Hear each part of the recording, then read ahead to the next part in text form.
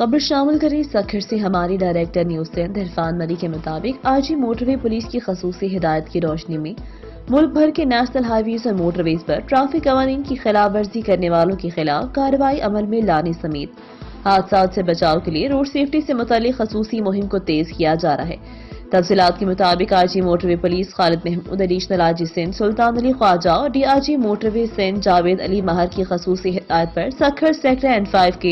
के टूल प्लाजाओं और उबाड़ो घोटकी रोहड़ी रानीपुर के इजाफी नफरी को तैनात किया गया है, जिसका मकसद आने जाने वाले ड्राइवर्स को हादसा की रोकथाम की आगाही समेत कौमी शाहराहों पर ट्रैफिक कवानीन की खिलाफ वर्जी पर भारी जुर्माने आयद किए जा रहे हैं,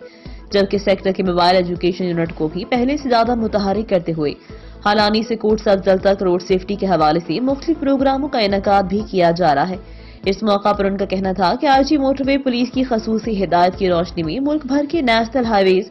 और मोटरवेज पर ट्रैफिक कवानीन की खिलाफ वर्जी करने वालों के खिलाफ कार्रवाई अमल में लाने समेत हादसा से बचाव के लिए रोड सेफ्टी से मुतालिक खसूसी मुहिम को मजीद तेज किया जा रहा है, जिससे गुज़िश्ता एक हफ्ते से जारी मुहिम के बेहतर नताइज सामने आ रहे हैं और ऐसी मुहिम आज मोटरवे की हिदायत के मुताबिक ताहुक्मे सानी जारी रहेगी।